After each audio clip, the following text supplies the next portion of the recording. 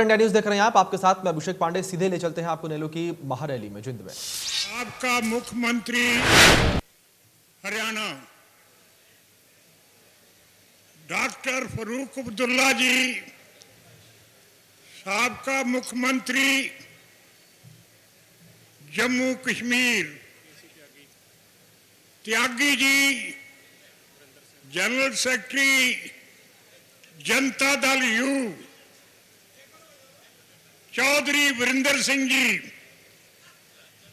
मेरे अजीज अभय चौटाला जी और हरियाणा के कोने कोने से आए चौधरी देवीलाल जी के प्यार वाले वीरों और बहनों, आज हम बड़ी श्रद्धा के साथ, बड़े प्यार के साथ, बड़े अदब के साथ चौधरी देवीलाल जी की 108 जन्म शताब्दी मना रहे हैं। चौधरी देवीलाल जी एक इंसान नहीं थे, बल्कि एक इंस्टीट्यूशन थे। उनकी जिंदगी पर किताबें लिखी जा सकती हैं। उनमें सबसे ज्यादा जो जज्बा था वो कुर्बानी का जज्बा था। जिस वक्त भी मुल्क को जरूरत पड़ी है, चौधरी देवीलाल जी ने आगे आकर कुर्बानी दी है। सबसे पहले हमारी जो लड़ाई हुई देश में, वो देश की आजादी की लड़ाई थी। चौधरी देवीलाल जी ने उसमें बहुत बड़ा योगदान डाला। लंबा समय जेलों में रहे, मुल्तान जैसी जेलों में रहे,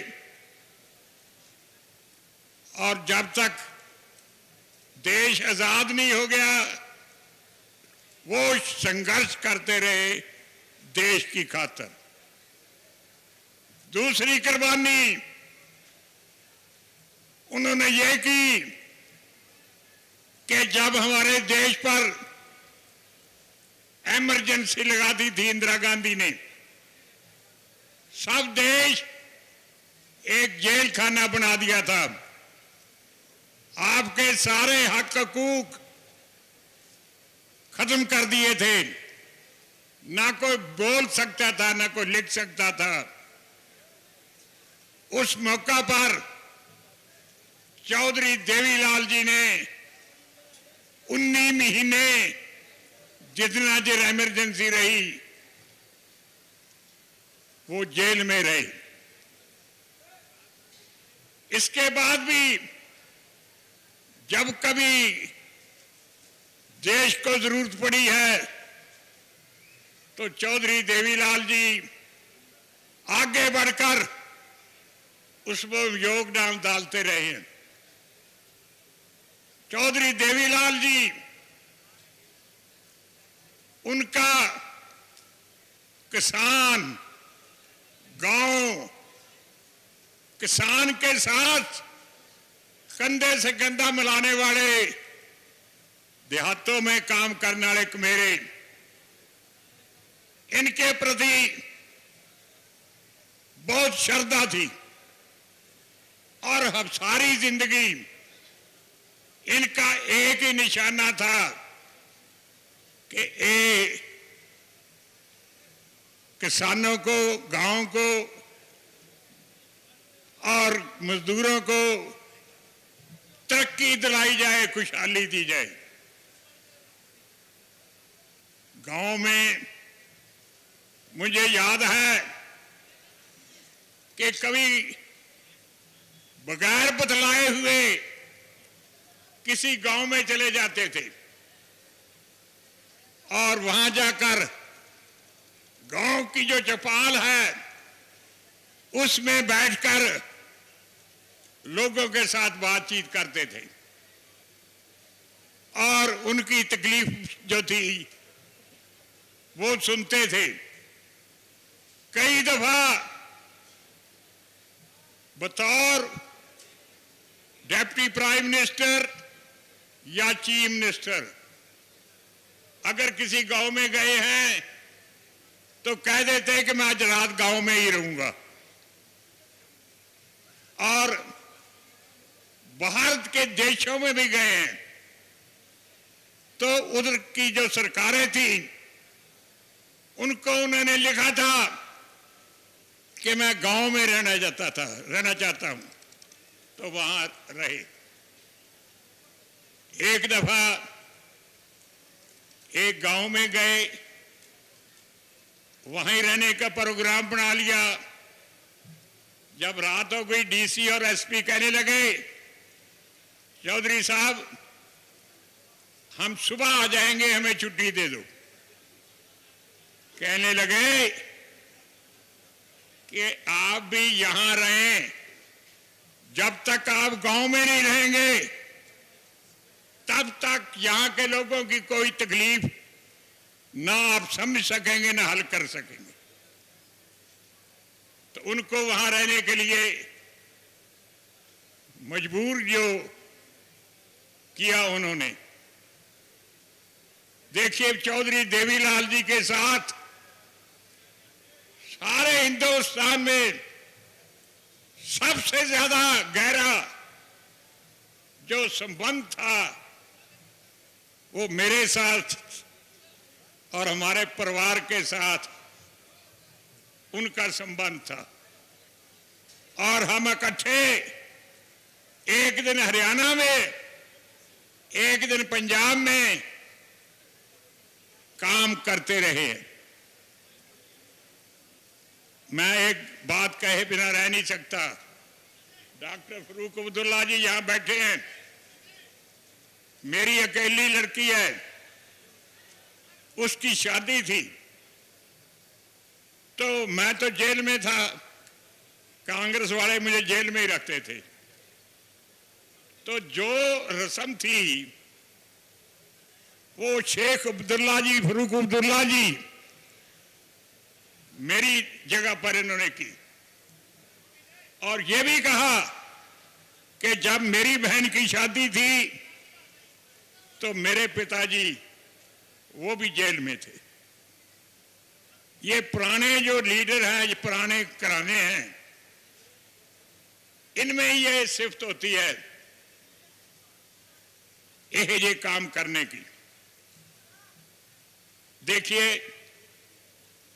मैंने उनका एक बहुत बुत हरियाणा और पंजाब के बॉर्डर पर बनाया है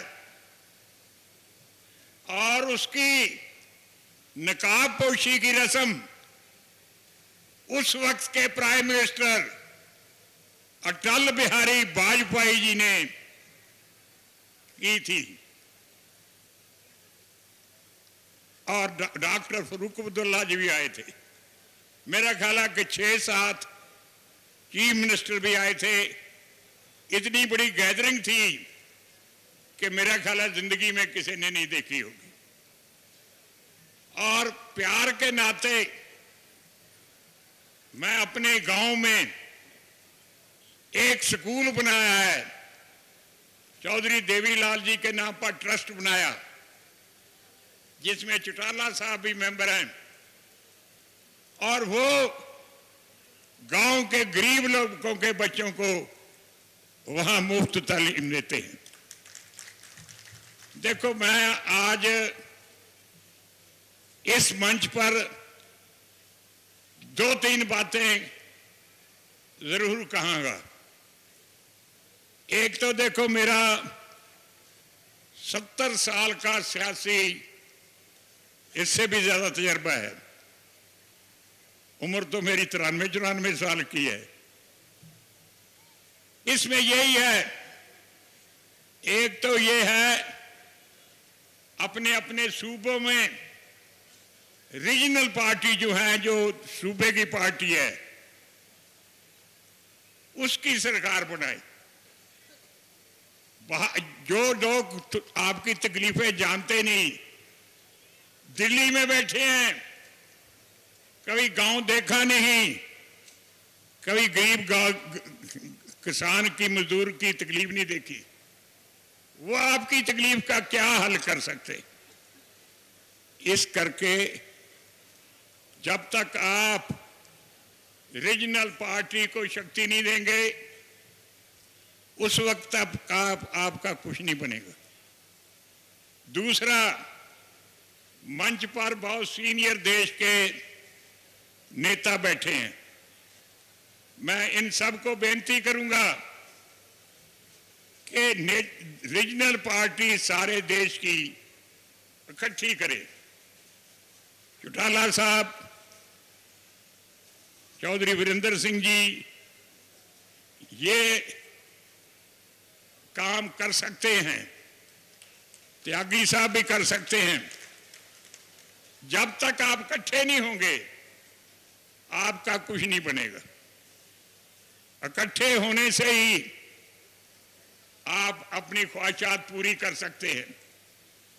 मुझे याद है कि इमरजेंसी के दिनों में हम तिहाड़ जेल में थे। वहां तकरीबन सारी पार्टियां जो अपोजिशन की है, कांग्रेस के खिलाफ थी, उनके नेता वहां थे। और फिर मेरे कमरे में जहां मैं रहता था, वहां उनकी सबकी मीटिंग की और कहा कि इकट्ठे होकर एक पार्टी बनाओ, तब आप कुछ देश की भलाई के लिए काम कर सकते हैं। और उन्होंने जनता दल पार्टी बनाई, जिसकी हुकूमत आई। सबसे बड़ी उसका जिक्र हो चुका है कि कुर्बानी की हद है। पहली नॉन कांग्रेस गवर्नमेंट में सारे एमपी ने चौधरी देवीलाल जी को हिंदुस्तान का प्राइम मिनिस्टर के लिए चुन लिया। तालियां बज गई। चौधरी दादा ने शुक्रिया अदा किया और कहा कि मेरी जगह वीपी सिंह को बना दो। कोई छोड़ता है? छोटी चीज नहीं छोड़ता कोई, लेकिन एडी बड़ी, इतनी बड़ी कुर्बानी मेरा ख्याल कोई और नहीं कर सकता। ये चौधरी देवीलाल जी कर सकते। सादगी थी उनमें, रहने बहने की सादगी, खाने पीने की सादगी, सादा जिंदगी और कुर्बानी उनकी जिंदगी का एक बहुत बड़ा हिस्सा था। इसलिए मेरी खास करके मंच पर बैठे जो लीडर होंगे, मेरी तो उम्र कोई ज्यादा होगी, मुझसे जब इतनी हिम्मत नहीं होगी कि सारे देश की पार्टियों को इकट्ठा करूं। लेकिन चौटाला जी, अभी भी इनमें बहुत हिम्मत है। मैं तो हैरान हो गया हूं कि कितनी हिम्मत है इनमें। कहते मैं हरियाणा के एक एक गांव में जाऊंगा। हर एक गांव में नहीं चौधरी साहब, हर एक स्टेट में जाएं।